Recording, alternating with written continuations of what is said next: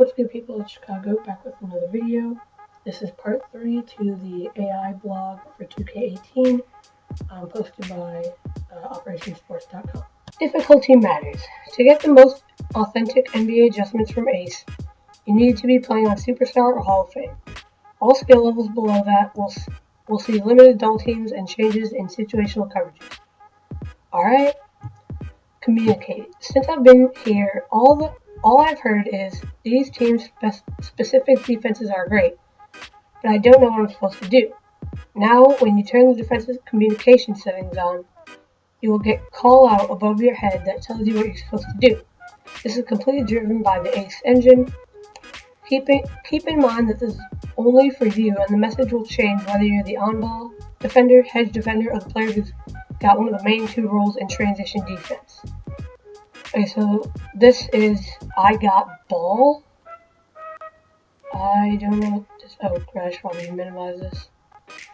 Forgot about that. So I'm not doing the entire screen. Alright, I'll go back to that. Oh, okay, that seems cool.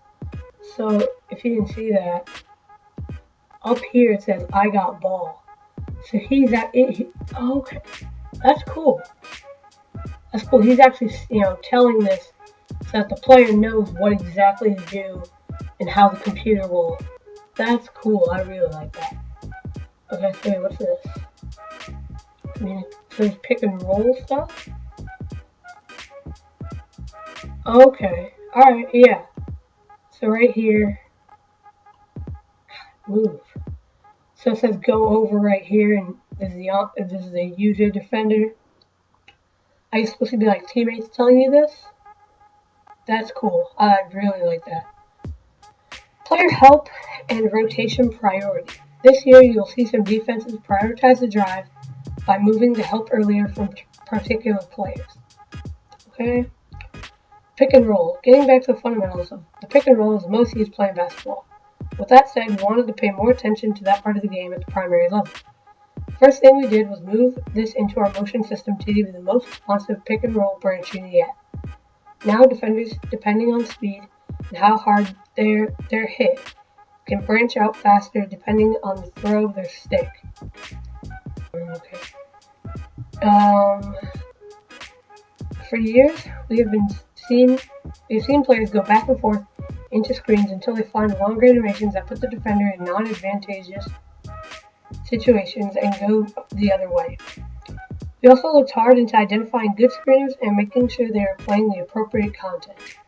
Going under on a shooter while getting screened by a 7-footer like Steven Adams should be costly, and we have made big strides on that this year. So, screen responsiveness for Chris Paul. I'm guessing this is him being able to go over. Okay, yeah, because Chris Paul's a great on-ball defender. Oh my god. So yeah, he's able to easily get past that screen and come back. Alright. Okay, so Terry Rozier not as good of a on-ball defender. Has a little bit more trouble. So, yeah. Gosh, no. What the? Oh. What's it? Alright, I'm gonna try and play these both at the same time. I don't know if it's too small, but.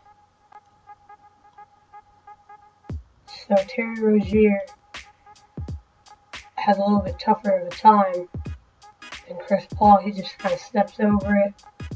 Terry Rozier has to really get over that. Okay, so that's cool. Alright. System proficiency. If there's one thing I assumed that you guys are going to love, it would be this. This would be it.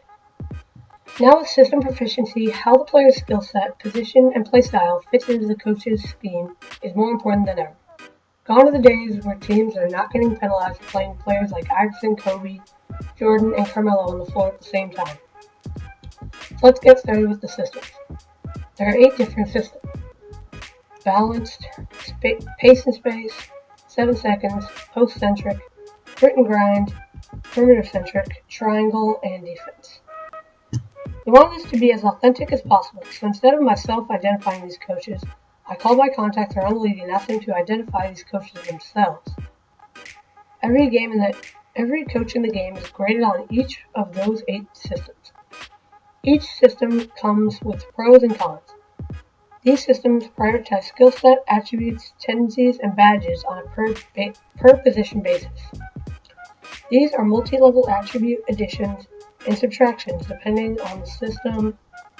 Okay, I feel like I'm just saying nonsense at this point. Blah, blah. For example, an elite scorer like Carmelo Anthony may fill the scoring void you need at the small forward position.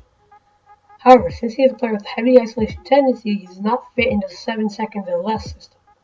Same goes for playing Steve Nash in the triangle. Yes, he can play in that system, but he's not going to be the same MVP guard you saw in Phoenix, simply because he needs the ball in his hands and wants to play in a heavy pick and roll and up-tempo game. This is not always the case, however. Some great players such as KD, Kawhi, and LeBron have skill sets that allow them to flourish in any system. But not all coaches have the same capability in each system, and even a great fit for a system.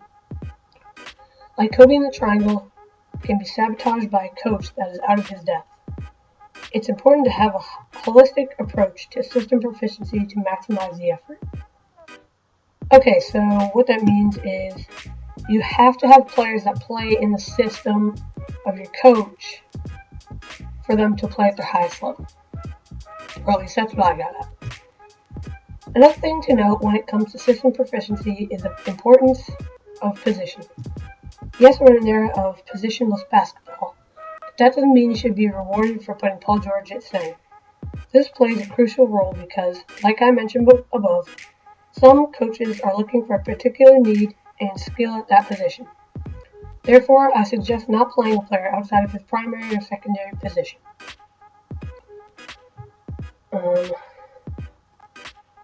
My GM Miley effect. Okay. The My Team effect. Being a big historian of the game, I've always loved the thought of getting some historical players together from packs and diving into My Team. But I've always struggled playing that mode from a gameplay perspective is that it became a matter of gamers just getting the 5 best shooters or scorers and throwing them out there with few repercussions. Since role players like Robert Horry mean more than ever now, I feel like this has only brought more depth to an already outstanding mode and will attract more players like you and I. In closing, finally at the end, without a doubt, this is one of my favorite times of the year. Working on NBA 2K18 was a lot of fun, and I'm excited to get this game into your hands. Big shout out to the entire 2K team who helped bring this together. We were able to accomplish this year has set up significantly for the years to come. No stone has gone unturned when it comes to providing you with the most authentic sports gaming experience to date. I hope you guys enjoyed this as much as we did. I'll see you on the virtual hardwood on September 19th. Okay. I'm kind of out of breath from reading all this stuff as quick as I did. But yeah, that's it for the blog. That was long. I know a lot of it. I mean, even I felt like I was just reading it to read it. I didn't really even know what I was saying or cared. But I'm just trying to go over everything because I know some people do like to know all of it. And so yeah, I'll see you guys in the next video. And that's it for now. Peace. Alright, that's it for now. Like, comment, subscribe. I'll see you in the next one. Peace.